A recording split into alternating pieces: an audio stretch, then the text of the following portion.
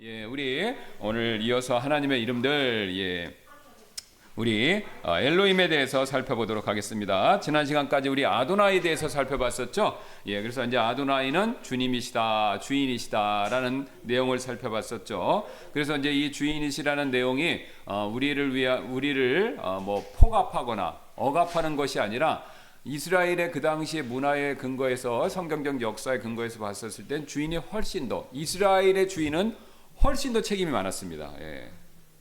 그래서 하나님이 그런 개념으로 당신이 우리의 주인이 되신다라고 말씀하셨기 때문에 그것과 관련된 여러 가지 내용들을 살펴봤었죠. 오늘은 하나님의 이름 가운데서 또 가장 또 중요한 이름 가운데 하나인 엘로힘, 바로 우리가 보통 하나님, 영어로는 God, 우리는 하나님 이렇게 번역하는 엘로힘에 대해서 살펴보는 시간 갖도록 하겠습니다.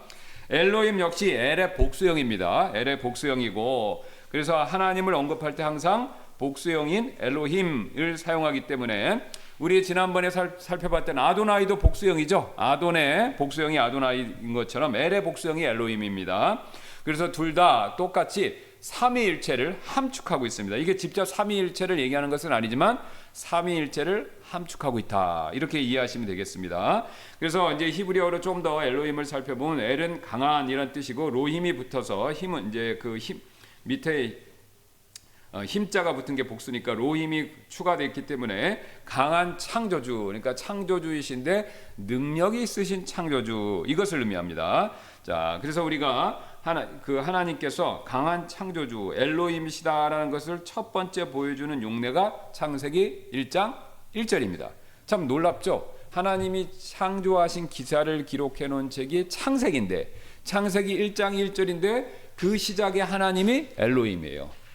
그러니까 강한 창조주 하나님이, 이런 뜻이죠. 그러니까 태초에 창조주 하나님께서 하늘과 땅을 창조하셨느니라, 이렇게 되는 겁니다. 자, 그런데 지금 엘로힘이 복수로 사용되었기 때문에 이게 삼위일체를 암시한다라고 말씀드렸죠. 그래서 우리가 신구약을 같이 보시면요, 바로 삼위일체 하나님이 하늘과 땅을 창조하셨다라는 것을 신약 말씀을 통해서 명백히 알 수 있습니다. 이건 제가 지어서 하는 얘기가 아니라 사도 요한이 요한복음 1장 1절, 그 다음에 그 뒤에 이어지는 2절 3절을 통해서 그 사실을 정확하게 보여주고 있죠. 자, 창세기 1장 1절하고 요한복음 1장 1절을 딱 비교해서 보시겠습니다. 태초에, 요한복음 1장 1절, 태초에 하나님께서 하늘과 땅을 창조하셨다고 그랬죠. 근데 그 동일한 태초에 말씀이 계셨대요. 누가 계셨죠? 예수님. 그러니까 태초에 예수님이 계셨고, 그 예수님이 하나님과 함께 계셨으며, 그러면 지금 태초에 하나님께서 하늘과 땅을 창조하셨으니까 하나님께서 하늘과 땅을 창조하셨을 때 삼위일체 하나님, 곧 아버지 하나님, 아들 하나님이 같이 계셨다는 거죠. 근데 같이 계신 거에서 끝나는 게 아닙니다. 2절 3절 보면 놀라운 얘기를 합니다. 바로 그분께서, 예수님께서 태초에 하나님과 함께 계셨느니라. 모든 것이 그분에 의해, 예수님에 의해 만들어졌으니 만들어진 어떤 것도 그분 없이 만들어진 것은 하나도 없었더라. 충격적인 내용이죠. 유대인들은요, 참고로 유일신교입니다. 삼위일체를 믿지는 않습니다. 그러니까 하나님은 한 분이다, 이렇게. 물론 그렇다고 해서 하나님이 유일신교가 맞느냐, 그건 아닙니다. 성경은 구약만 놓고 보면 하나님이 하나이시다라는 걸 강조하는 건 맞아요. 그러나 또 성경을 자세히 보시면요, 이미 삼위일체에 대해서 하나님께서 힌트를 많이 주셨어요. 그런데 이게 이제 우리가 시대의 경륜이 있기 때문에, 그러니까 하나님의 말씀은 성경에 기록되어 있다고 그래서 우리가 다 이해할 수 있는 게 아니죠. 하나님이 빛을 비춰 주셔야 됩니다. 그 대표적인 예로 성경책 다른 종교나 불신자한테 주시고, 만약에 예를 들어서 강압적으로 읽으라고 한다고 구원받는 게 아니죠. 하나님이 빛을 비춰 주셔야 돼요. 그렇죠? 심지어는 구원받은 우리도 성경책 막 읽는다고 저절로 그게 막 알아지는 게 아니죠. 왜냐하면 성경은 머리에서 역사하는 이 책이 아니라 마음에서, 우리의 마음의 상태에 따라 하나님께서 빛을 주시는 겁니다. 그래서 유대인들이 성경책 열심히 보고 아무리 성경을 연구했지만 하나님이 빛을 안 주셨기 때문에 삼위일체에 대해서 불분명한 게 많았어요. 그러나 이제 신약 시대 와서 하나님이 빛을 더 주시니까 신약 경륜에서 그게 명확해졌고, 그래서 바울이나 요한이나 그 뒤에 기타 등등 사도들이 다 깨달은 거예요. 구약에 바로 이거였구나. 특히 삼위일체 하나님으로 존재하셨구나. 왜요? 예수님이 누구냐는 게 그 당시 큰 그 이슈고 큰 논쟁이었어요. 예수가 단순히 나사렛 목수냐, 아니면 정치 운동을 한 사람이냐, 아니면 선지자냐, 아니면 메시아냐, 이거 갖고 논쟁이 됐었거든요. 근데 예수님이 메시아까지는 이제 인정을 해요. 근데 메시아인데 그 메시아가 도대체 누구냐? 사람이냐, 하나님이냐? 이제 여기 또 갈리는 거죠. 근데 그 메시아가 사람은 사람인데 하나님이 사람의 형체를 입고 오셨다. 이제 이게 하나님의 계시를 통해서 완벽하게 드러난 겁니다. 그러니까 이제 그 다음부터 깨닫기 시작한 거죠. 그래서 구약에서 계속해서 하나님은 삼위일체로 계셨고 그 하나님이 계속해서 말씀하셨고 그 다음에 구약 말씀은 그러니까 이제 깨닫고 구약을 다시 보니까 여기에서 삼위일체가 있고 그 다음에 그 중에서 예수님이 성육신 하시기 전에 이미 구약부터 역사하셨네. 이게 딱 드러난 겁니다. 근데 그 얘기를 예수님 직접 하셨잖아요. 나와 아버지가 하나다라고 그러니까 돌 들려고 그랬죠. 여기서 하나라고 그랬을 때 아엠이란 표현을 또 썼어요. 그게 아엠이 여호와니까 히브리 말로 하면 그게 여호와로 들리는 거예요. 우리는 그게 감이 안 옵니다. 우리는 히브리를 쓰는 게 아니니까. 그러니까 아엠이라니까 십계명에서 하나님의 이름을 하나님의 이름 함부로 부르면 어떻게 됩니까? 죽여야죠. 십계명이 됐잖아요. 그러니까 유대인들은 십계명에 따라 예수가 이 나사렛의 이 목수 예수가 자기를 아엠 여호와라고 얘기하네. 그러니까 이걸 돌을 들은 거죠. 그리고 이제 아브라함 얘기하잖아요. 그죠? 아브라함이 나이 때 보기를 원했고 지금 보고 기뻐한다. 이렇게 얘기하니까 네가 50살도 안 됐는데 아브라함을 어떻게 아냐 그러죠. 그러니까 그가 있기 전부터 있었다 그러잖아. 그러니까 또 돌 들려고 그래요. 그럼 그 얘기는 뭐였죠? 하나님이 세 천사의 모습 가운데 한 명으로서 아브라함 만나러 오신 적이 있었잖아요.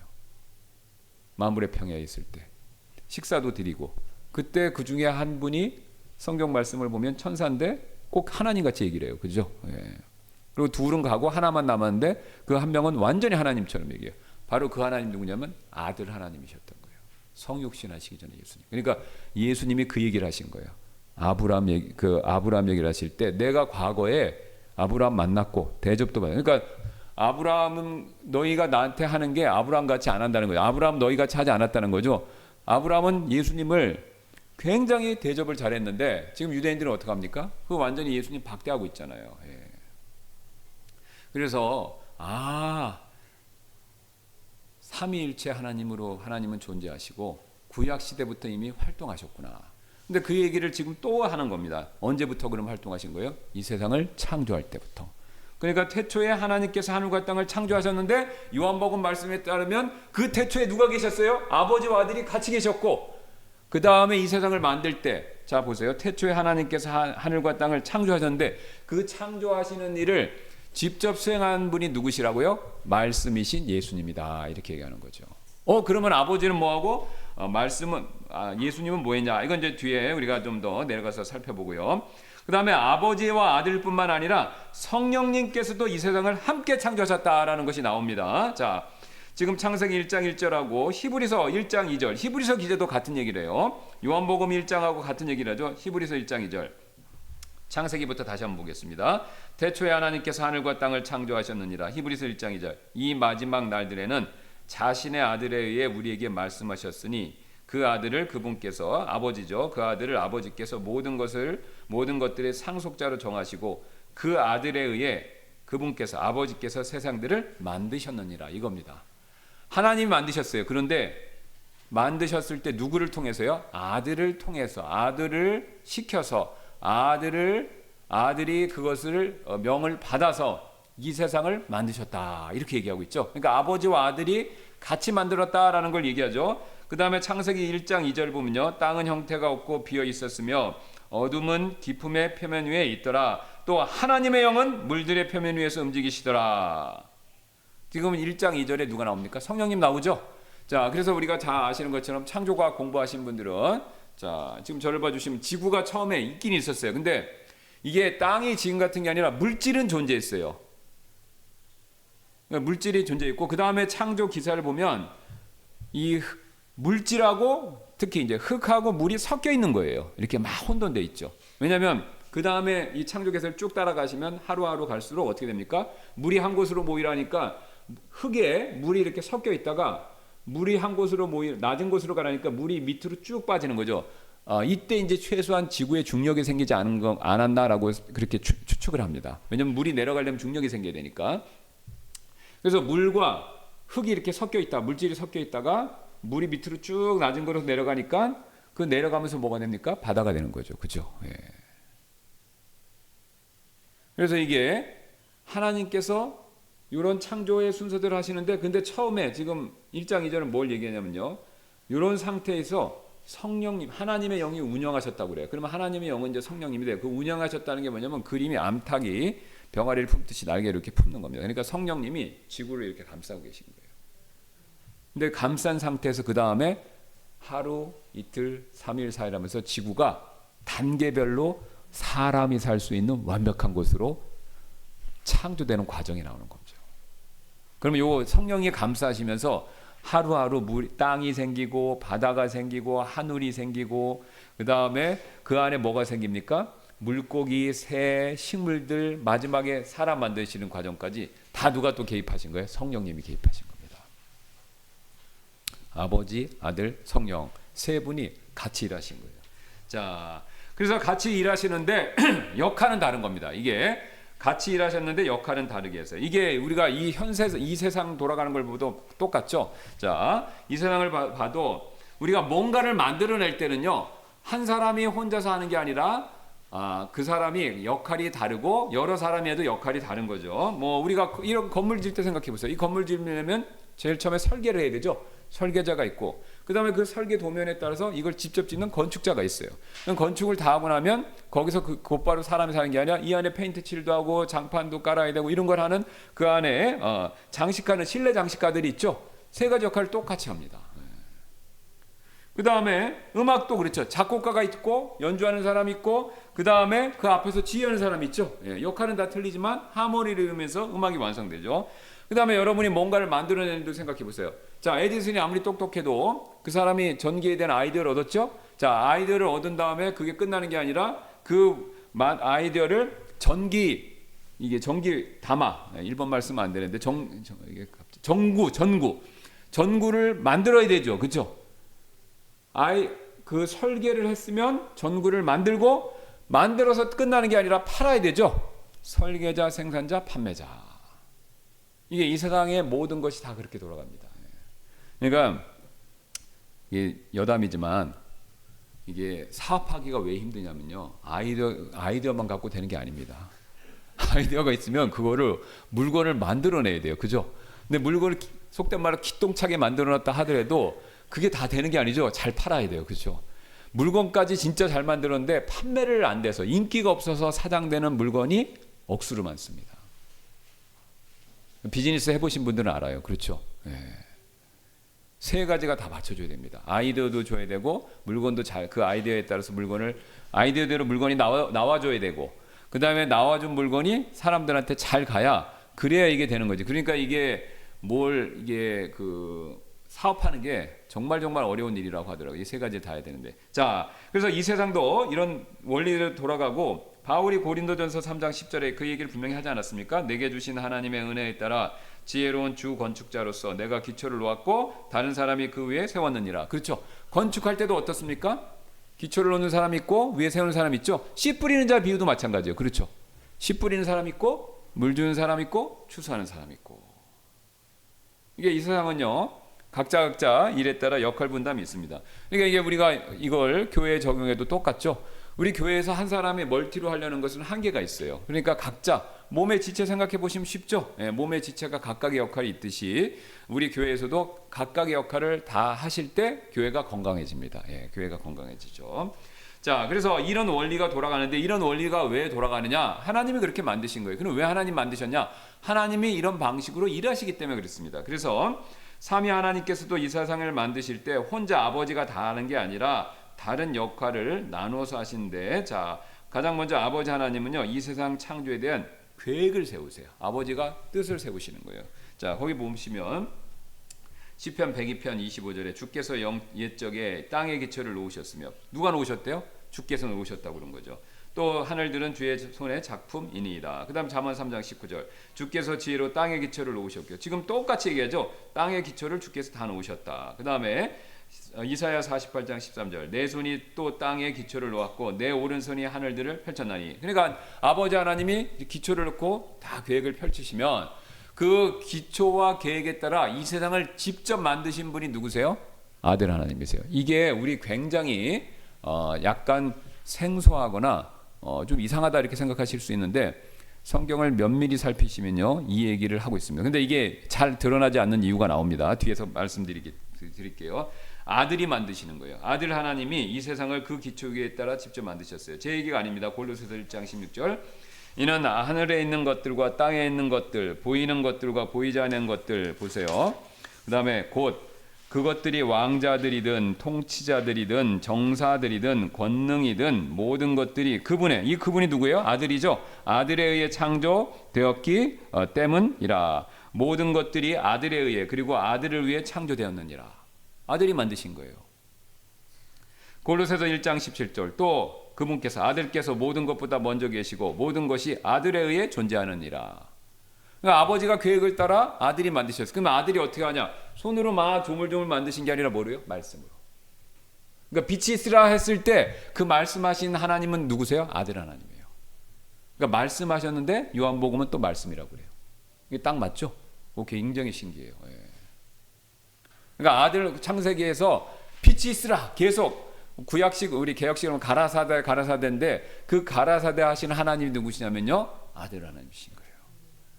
신약의 빛의 조명에서 보면 놀라운 사실을 가르쳐주고 있는 겁니다. 아들 하나님. 그래서 아들 하나님 그러면요 아들 하나님이 이 세상을 만드시고 그 다음에 그 아들 하나님이 자신이 만드신 창조세계에 들어오신 겁니다. 자기가 만들고 그 다음에 자기가 주관하는 그 창조세계 안으로 들어오셨어요. 왜요? 그 창조물의 손에 죽기 위해서. 자기가 만든 그러니까 우리 이 얘기죠. 지금 AI 엄청 유행이에요. 그죠? 이 AI를 어떻게 쓰느냐에 따라서 지금 막 이 사업하고 있는 분들은 지금 지금 AI에는요 천문학적 돈이 들어간대요. 미국의 유수 회사들이 거기다가 막 몇 경의 돈을 막 쏟아붓는다는 거예요. 이제 AI가 대세니까 막 엄청나게 돈을 쏟아붓는다고 합니다. 그러니까 AI가 지금 막 이제 인계점을 넘으면 이제 AI가 사람을 막 죽일 수 있다, 뭐 별별 얘기 다 있죠. 자, 그래서 이제 뭐 그게 될지 안 될지는 모르겠지만 보세요. 우리가 인간이 AI를 만들었어요. 근데 AI의 능력이 엄청납니다. 근데 그 AI가 핵가닥해갖고 인간을 파멸시킬 수 있다. 근데 인간을 파멸시킬 수 있는 가능성은 보이지만 진짜 파멸시킨다고 그러면 우리가 더 만들까요? 안 만들까요? 안 만들어야 되죠. 터미네이터 영화 같이 되면 터미네이터 영화가 왜 티쳤습니까? 미래에 완전 망가지니까 과거로 타임머신을 타고 와서 그걸 못하게 막는 거잖아요. 그죠? 예. 그러니까 우리가 AI가 진짜 인류를 파멸시킨다. 막 얘가 임의로 핵단추를 눌러갖고 핵전쟁을 일으키거나 인간을 완전 통제하면서 파멸 쪽으로 이끈다. 그러면 그걸 알면은 우리가 안 만들겠죠. 아니면 그걸 장치를 하겠죠. 근데 예수님은 알면서도 오신 거예요. 이 세상을 자기가 만드시고 사람도 만드셨는데 그 사람이 내가 그 사람을 구원하기 위해서 창조세계 안에 들어오면 그 사람들이 어우 잘 오셨어요 하고 환영하는 게 아니라 자기를 미워하고 결국 죽일 것을 알면서도 오신 거예요. 그래서 자기를 미워하고 죽이는 자들을 구원하기 위해서 스스로 사람이 되셔서 창조세계에 오신 겁니다. 그럼 우리 같으면 AI가 우리를 파멸시키려고 그러는데 그거를 다 정확히 알고 있으면서도 일부러 만들까요? 그걸 못하죠. 근데 하나님은 하신 겁니다. 두 가지가 있는 거죠. 사랑, 그 다음에 그분의 무한한 능력. 우리는 왜 AI가 인류를 파멸시킬 것을 알면 못하냐면요. 그거를 제어할 수 있는 능력이 의심이 되면, 그러니까 우리 능력 밖으로 갈까봐 무서워서 안 하는 거잖아요. 근데 하나님은 뭐든지 하실 수 있으니까 하실 수 있는 능력에 근거해서 오셔서 일부러 죽으신 겁니다. 그러니까 이게 예수님이 이 땅에 오셔서 우리를 위해 죽으셨다는 건 엄청난 거예요. 근데 그 엄청남을 여러분이 묵상하시고 그것을 통해서 은혜를 받으시려면 예수님이 누구신가를 깊이 생각하셔야 돼요. 근데 예수님은 사람이시면서 하나님이세요. 근데 예수님이 하나님이신 것을 굉장히 많이 묵상하셔야 됩니다. 근데 놀랍게도 사도들은요, 사도들이 처음에 예수님 따라날 때는 속된 말로 좀 하게 찌질했어요. 제자들이 자기들끼리 싸우고, 그죠? 감투 싸움하고, 그 다음에 굉장히 인간적인, 우리랑 굉장히 비슷한 인간적인 모습을 막 보여줍니다. 예, 막 욕심 부리고, 예, 그리고 막 믿음 없이 굴고 육신적인 모습 보여주고 그러잖아요. 그런데 예수님이 부활 승천하시고 성령 받고 나서는 사도들이 헷가닥했어요. 완전 사람이 바뀐 겁니다. 근데 사도들이 왜 바뀌었냐면요, 예수님에 대한 인식이 바뀐 겁니다. 그 전에는 예수님을요 접해보니까 사람으로만 생각한 거예요. 메시아. 그러니까 메시아는 메시아인데, 그리스도인데 그냥 사람, 그 정도로 생각한 거예요. 그런데 예수님 부활 승천하고 성령을 주시니까 성령을 통해서 깨달은 겁니다. 아, 이분이 사람일 뿐만 아니라 하나님이셨네. 그리고 하나님이신 것을 어떻게 증명했지? 부활을 통해서. 그러니까 이 제자들이 헷가닥한 근거가 뭐냐면요, 이유가 뭐냐면 예수님이 하나님이시다. 근데 그 하나님이시다는 걸 뭘로 표현해요? 하나님의 아들. 제가 누누이 말씀드리죠. 유대인들에게 있어서 하나님의 아들, 아들은 아버지랑 동일이라고 그랬죠. 여기 여러 번 들으셨는데 혹시 모르신 분들 위해서 또 한 번 설명드릴게요. 자, 원숭이가 뭔가를 하면 원숭이죠, 그죠? 그 다음 고양이가 뭔가를 하면 고양이죠. 새가 뭔가를 하면 새죠. 예, 사람이 뭔가를 하면 사람이죠. 그러면 하나님이 뭔가를 하면요, 하나님이시죠. 그게 하나님의 아들이에요. 그러니까 유대인들은 하나님의 아들이면 하나님이란 거예요. 그래서 예수님을 자꾸 하나님의 아들이라고 얘기하는 건 뭐냐면요, 그가 하나님이라는 뜻입니다. 존재론적으로. 그러니까 하나님의 아들이라는 표현을 써서 예수가 하나님이다 이렇게 얘기를 한 거죠. 그러니까 예수가 하나님이라고 고백하니까, 예수가 하나님이라고 고백하니까 신성모독에 걸리는 거예요, 유대인들한테. 왜? 일신교를 믿으니까. 어떻게 예수가 하나님이야? 이거는 다신교로 가는 거네. 완전 우상숭배. 이렇게 이제 이게 되는 거죠. 예. 그러니까 예수가 하나님이라는 걸 고백하느냐 아니냐, 이것 때문에 유대인들하고 엄청 핍박을 받았고요. 예수가 하나님이라는 걸 고백하는 이유 때문에 예수가 하나님이 되면요, 다신교를 지배한, 그 당시 다신교가 지배한 로마 사회에서는요, 그게 또 충돌이에요. 그러면 누가 진짜 주냐, 이 싸움이 붙는 거예요. 로마의 황제, 그죠? 로마 황제도 신이잖아요, 그죠? 다른 신들의 충성은 괜찮아. 근데 로마의 황제도 그 신 중에 하나니까 실질적으로 로마의 황제에 대한 충성이 있어서 예수도 하나님이고 로마 황제도 하나님, 신이잖아요. 그러니까 둘이 부딪히면서 권위 문제가 생기는 거죠. 그러면 예수가 하나님인 걸 인정하면 어떻게 됩니까? 로마 황제를 하나님으로, 신으로 인정하기가 어려워지는 거죠. 그러니까 우리는 로마 황제를 존중하지만 신으로까지는 우리가 존경하거나 숭상할 수 없다. 이게 이제 기독교인들의 입장이었던 거예요. 그러니까 로마 황제 입장에서는요, 발끈하는 거죠. 이건 반역입니다, 반역. 예. 그래서 예수가 누구냐는 거에 따라서 유대인들하고 부딪힌 거고요. 예수가 하나님이라는 이유 때문에 결국은 또 로마의 사람들, 로마인들하고 로마 정치인들하고 또 부딪힌 겁니다. 예. 그러니까 이제 유대인 그 사도들이 예수님이 하나님이신 걸 알고, 그러면은 하나님이시니까 우리가 못할 게 없게 되는 거죠. 왜? 그 하나님, 여러분 사실 사람을 위해서 죽기는 쉽지가 않아요. 그렇죠. 예. 북한은 막 김일성 부자의, 요새 이런 말 조심해야 되는데, 김일성 부자를 위해서, 충성을 위해서 목숨을 바치고, 일본 사람들도 2차대전 때 천황을 위해서 목숨을 바치고 그런다고 그러잖아요. 그런데 실제로는요, 그게 뭐 목숨을 바친다고 얘기는 하지만 실제 죽는 과정에서는 다 그걸 부정한다고 합니다.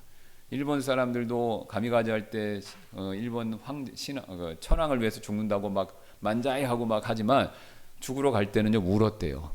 그리고 도망칠까봐 그거를 도망 못 치게 하고. 예. 그래서 뭐 비행기 가미가제 할 때도 비행기가 못 열고 못하게 다 이걸 봉쇄한다든가, 아니면은 갈대 기름만 준다든가 이래갖고 강제로 죽게 했다고 합니다. 강제로. 예. 왜 그러냐면요, 사람은 사람을 위해서 죽기가 어렵습니다. 근데 사람이 신을 위해서 죽는다는 건 훨씬 더 사람에게 있어서 상대적으로 더 하기가 쉬운 일이에요. 그러니까 예수를 위해서 죽는데 예수가 사람인 것보다 예수가 하나님이다? 그러면 하나님 위해서 죽는 거니까 순교가 되는 거잖아요. 그러니까 사도들은 그걸 깨달은 겁니다. 아, 예수가 하나님이다. 하나님이니까 우리가 하나님 위해서 죽는 게 영광이다.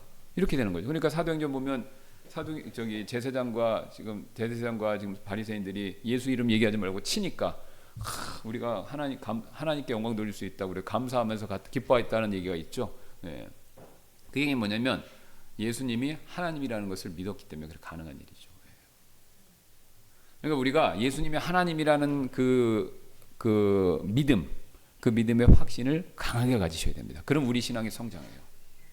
우리 신앙이 성장하는 겁니다. 누구처럼요? 사도들처럼.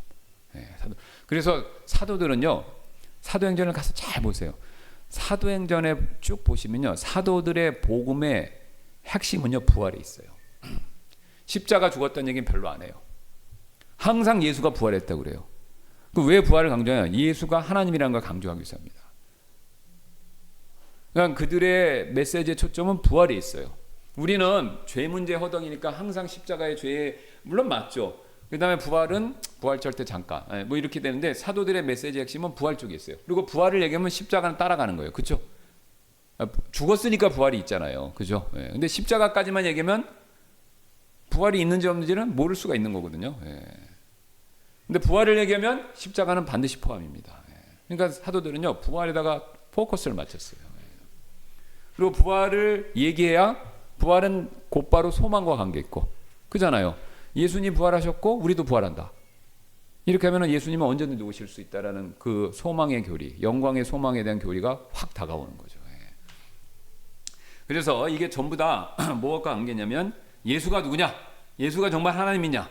이 부분과 굉장히 밀접한 관계가 있습니다. 예. 근데 그거를 창세기에서 이미 세상을 창조할 때부터 그걸 보여주고 있죠. 예. 그걸 창조할 때부터.